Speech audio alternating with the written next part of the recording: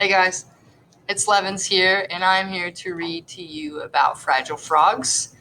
This was written by Pamela S. Turner, and it is about frog scientists. Amphibian scientists are like everybody else. They like to talk about what they do.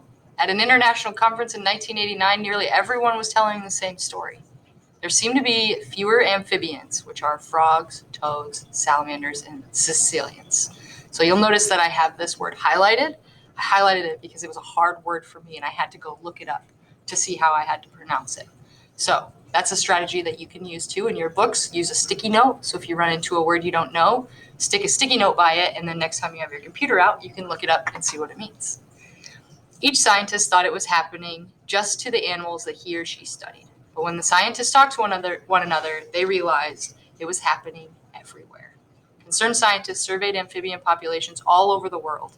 They discovered that about a third of amphibians, 1,856, or almost 2,000 if you're rounding, out of 5,743 species are threatened with extinction. Since 1980, at least 122 species have probably become extinct, which means that they died off. Australia had a remarkable species called the gastric brooding frog. The mother frog swallowed her eggs, and hatched her babies in her stomach. The little frogs hopped from their mother's mouth into the big, wide world. Gross, first of all. During the 1980s, the Australian gastric brooding frog disappeared. So this is an informational text. Everything that you're reading here is true or based on fact. Okay, in informational text, you will have what we call text features. You will see graphs, maps, pictures, and normally there is a caption. So if we scroll all the way down to the bottom here, there is a caption that explains to us the meaning of amphibian. Amphibian means double life. Most amphibians begin their life in a watery world, breathing through fish-like gills. Then they transform into an entirely different creature, an air-breathing animal. That's pretty cool. So they're born in the water, and then they are able to transition into life on land. What?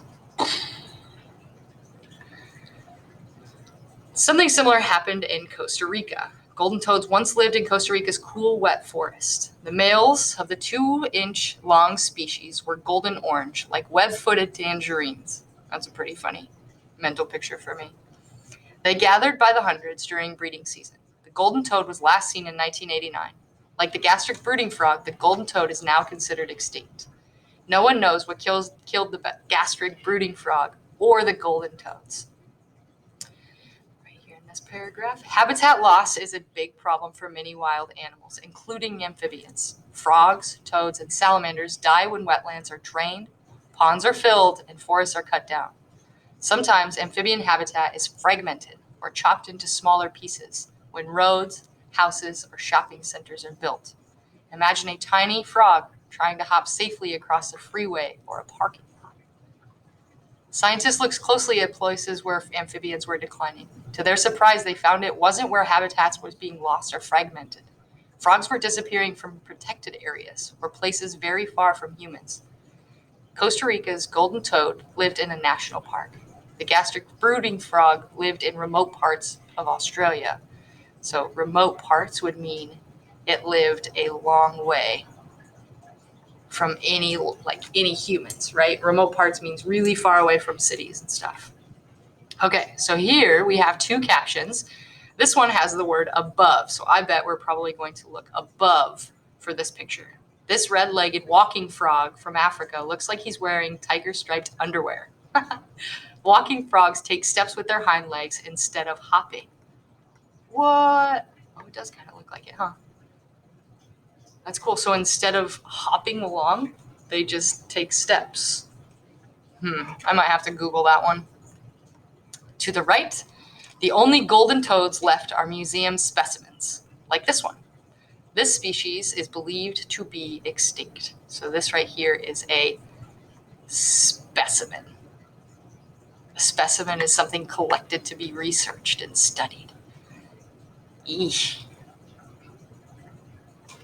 Okay, next page. It says Sonoran desert toad. That's big. This guy's hand, he's like holding the whole thing and the frog's still up here. That's a big frog. Woo! Nice. I think this guy must like to do his job, though. He looks pretty happy. I don't know. I think I would be happy if I got to study amphibians. Maybe. Deformed frogs appeared too. In 1995, middle school students in Minnesota found some frogs near a farm. They were juvenile leopard frogs, just like the ones Tyrone studies. Many of the Minnesota frogs had missing legs, or shriveled legs, or legs that didn't bend. It was strange and scary. People began finding deformed frogs in many other places too. What is happening in the world's amphibians? The answer isn't simple. Amphibian decline has many causes. Since the 1980s, chytrid fungus has spread around the world. Chytrid. Ooh, I like how they provided a pronunciation there because I would have said that wrong. Chytrid fungus. The disease is killing amphibians in North America, Central America, South America, and Australia. To make matters worse, global warming seems to cause temperatures that help the fungus. I'm going to guess the next word's grow, but I don't know that for sure. So this is a poison dart frog that lives in South America. And then down below here, there's a leopard frog was caught by a child in Reedsburg, Wisconsin. It has an extra leg growing out of its chin. Other deformed frogs were found in the same place. Huh. I could use an extra hand underneath my chin. It could help hold my ice cream cone. Nope. Okay. Oh, so this is called an asterisk. And if we scroll all the way back up here, after this sentence here, we see that there is a little star. This little star down here matches with this star here. It says, Dr. Tyrone Hayes is the biologist discussed in the trade book, The Frog Scientist. See the complete work for more information. So if you want to learn more about it, you can look up Dr. Tyrone Hayes. All right, next page. Actually, I think that this is where we stop. I think that's all the farther we go today. Keep up the good work. Good luck on your slides. And make sure to come back to this book and to this reading anytime you need to answer the questions, okay? Stay on the sunny side.